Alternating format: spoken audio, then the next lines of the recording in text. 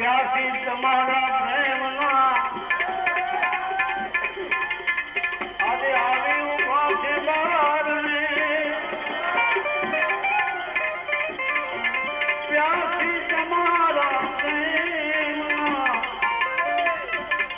આવી ઉભા છે બારને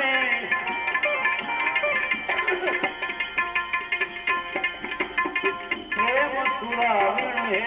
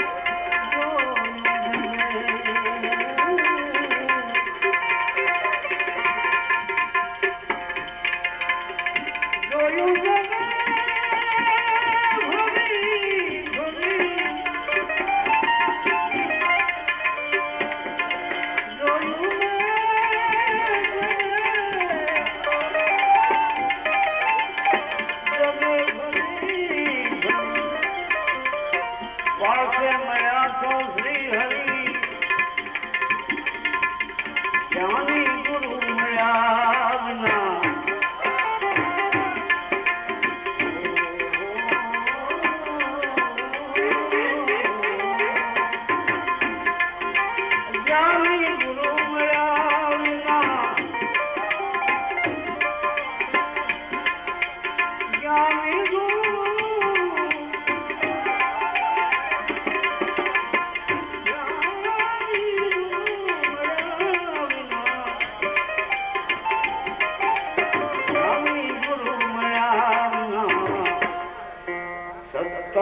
योग साइया ज्ञानी गुरु मया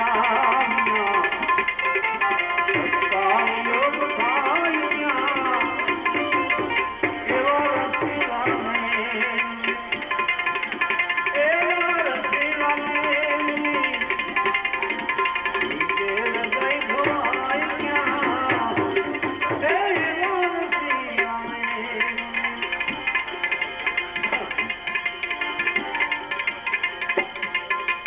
गोपीपति गोलोकपति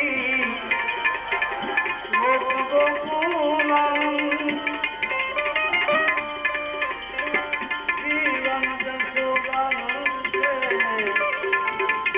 नमो कृष्ण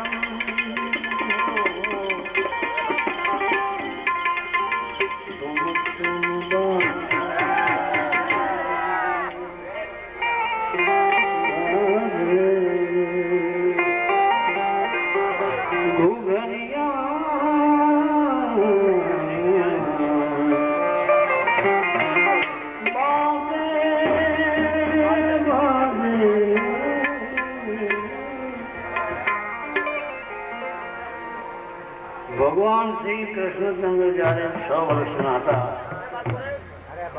એ સમયનો એક પ્રસંગ ભક્ત કવિ સત્તાર સાંઈ લીધો કે 6 વર્ષની ઉંમર હતી ત્યારે માતા જશોદાના આંગણામાં માતાજીની સામે ભગવાન નેપુર બાંધીને કનૈયો નાચે છે. આનું વર્ણન ભક્ત કવિ સત્તાર સાંઈ કર્યું. એ સમય કેવો હતો, એ ટાઈમ એ સમય પ્રસંગ કેવો હતો, વાતાવરણ કેવું હતું. જેમ અષાઢ મહિનાની એવી જામી હોય, સૂર્યનારાયણનું ક્યાંય કિરણ ન પડતું એવા વાદળા હોય અને એમાં અડધો ચંદ્રમાં નીકળે એ કેવું દ્રશ્ય કેવું લાગે, એમ કનૈયો ગોકુળમાં નીકળ્યા છે. છુમ છુમ બાજે ઘુઘરિયા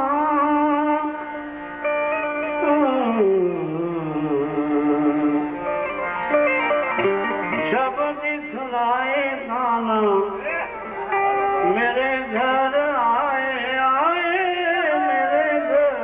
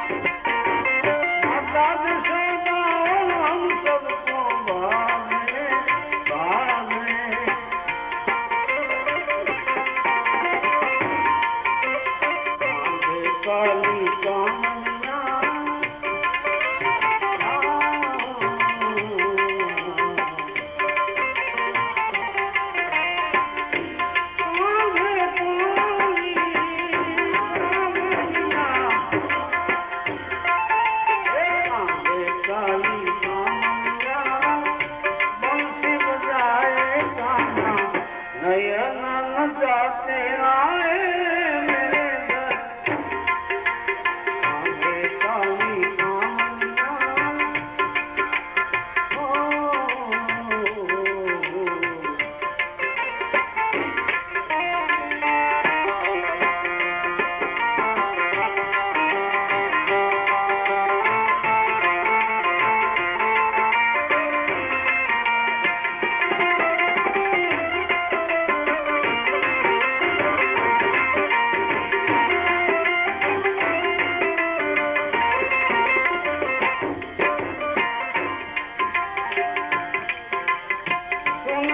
बंसी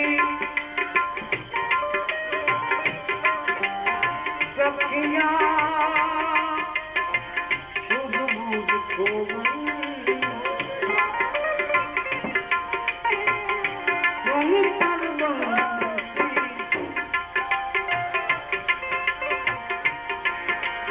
सुनकर बंसी सखियां शुद्ध बुद्ध खो गई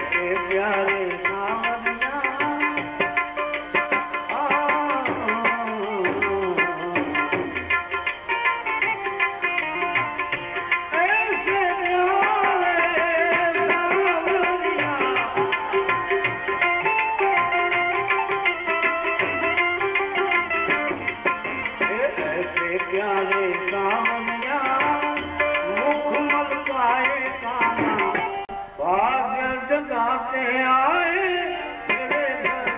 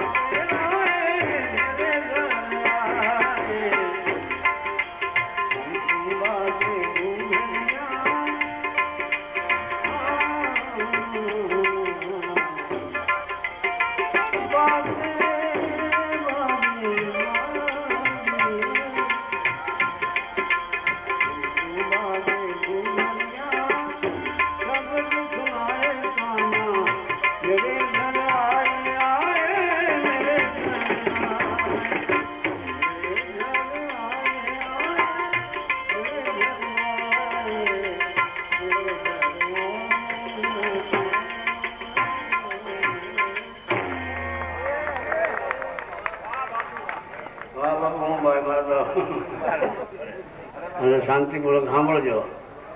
અને આનંદની વાત તો એક એ છે, વિશેષ આનંદની વાત એવી છે કે આપણા આશ્રમની અંદર ગાયું આપણે રાખેલી બધાને લગભગ બધાને ખ્યાલ છે. ગાયો માટે હમણાં આ દુષ્કાળનો સમય છે અને એક ભાઈને કોઈ ભગવાને પ્રેરણા કરી, માતાજી જે કયો તે નામ આપવાની મનાઈ કરી છે એટલે નથી આપતો, પણ 2,51,000 રૂપિયા ગાયોને ફળામાં આપે.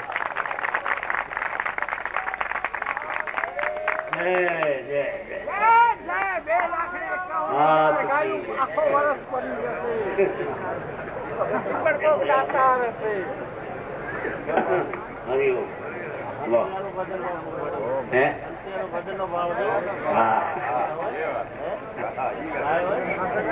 વજન નો ભાવ ઈશ્વરજીને આપ્યું હોય આપે તો બરાબર. નજર તો આંખ એક શબ્દ તો કાન એક નજર તો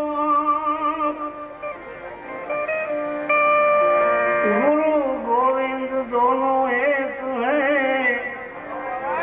तू जो जांच सके तो जांच. गुरु गोविंद दोनों एक है,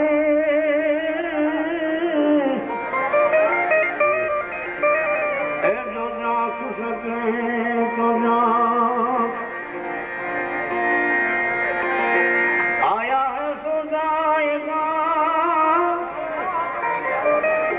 अरे राजा रंग सुने फकीर कहते सिंहासन चढ़ गए, कहते बंध गए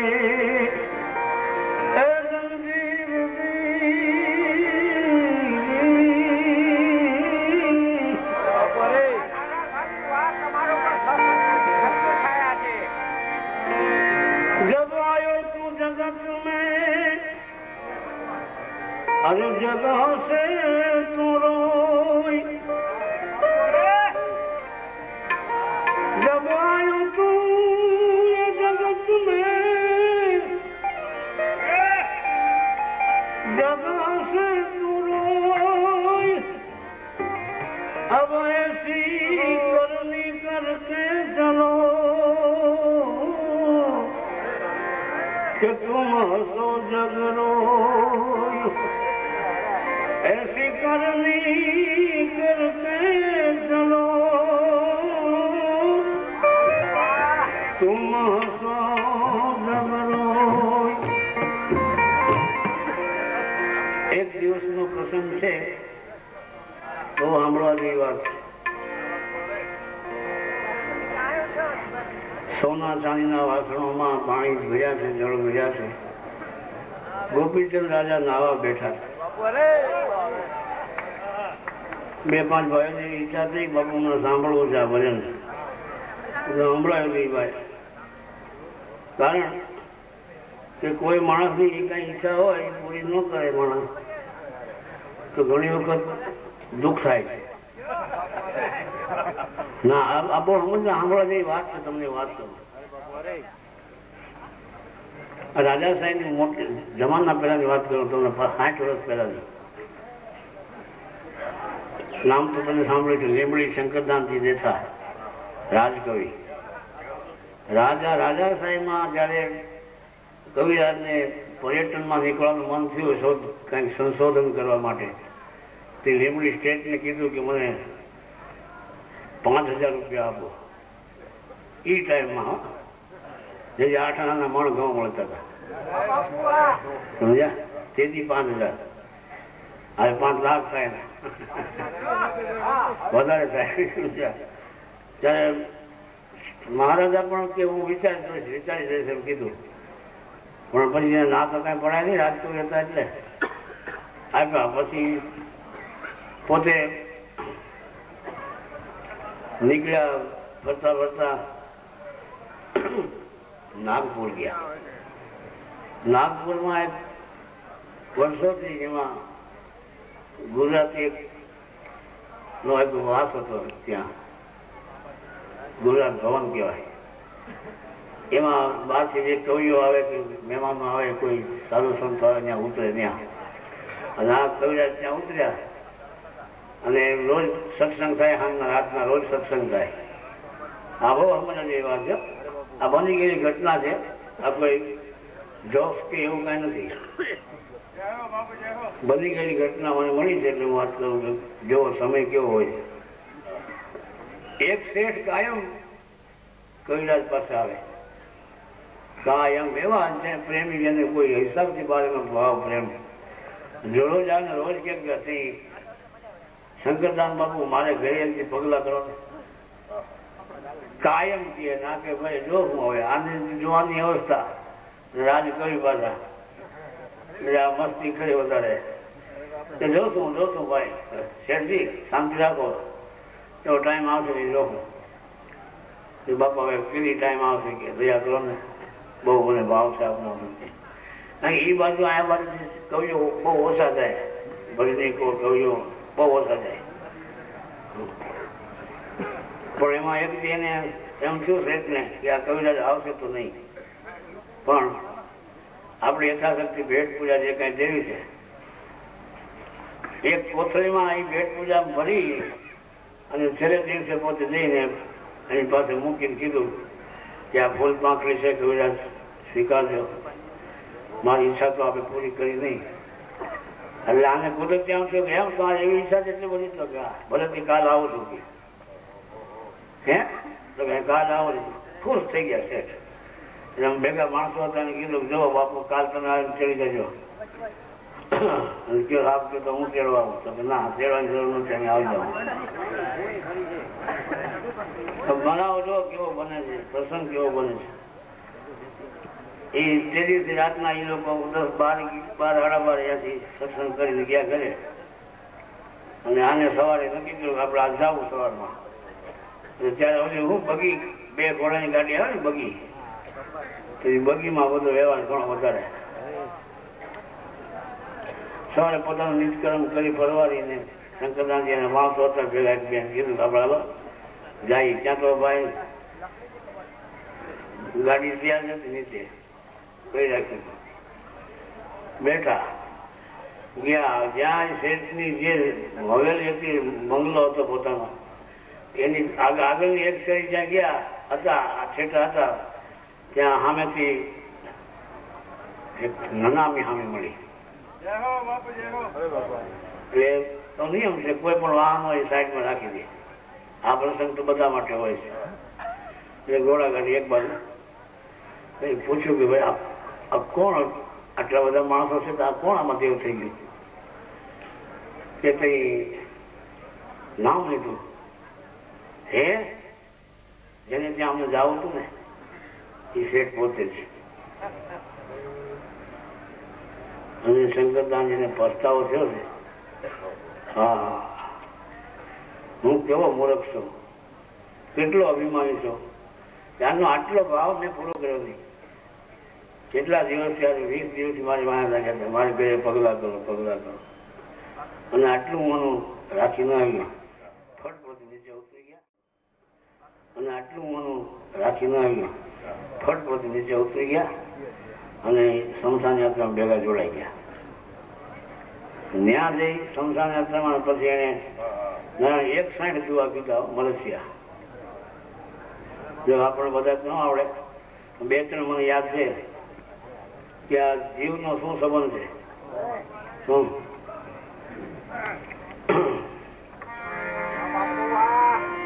કે મુઆ પછી મનુષ્યને અને દેશે અગ્નિદાન, પણ પછી તાણીને રાગ સૌ સ્વાર્થને શંકરા. ઉમરમાં જ શેર માથે ભાર મૂકેલ નહીં, એની ઉમરમાં જ શેર માથે ભાર મૂકેલ નહીં, પણ એના ધડની માથે ઘેર સાણા કાષ્ટ ના શંકરા.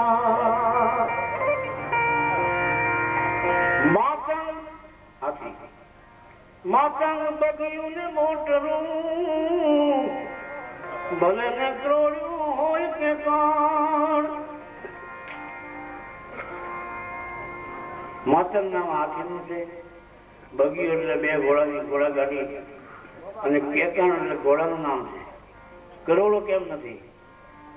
માતંગ બગયું ને મોટરું, ક્રોડું હોય કે કાણ, પણ તારે પ્રભુનું કલ્યાણ એ તો છેવટ વખતે શંકરા. માટે શ્રીમંત તમે સરોવર બનો અને પંખીને જળ પાવ. એ મિથ્યા મિથ્યા કૂપ મથાવ, એમ સાચું કે છે શંકરો. એમ 61 જોવા એમણે કીધેલા. મેં તો સાંભળી 2-3 યાદ કરી લીધા છે. એટલે એને મતલબ કહેવાનો ત્યારથી પોતે હાથ પાડી લીધું. એટલે આ રસ્તામાં કોઈ એમ કે બાબુ એક દુઓ સંભળાવો તો બોલી દેવો. શું ખબર ઘડી પછી શું થાય.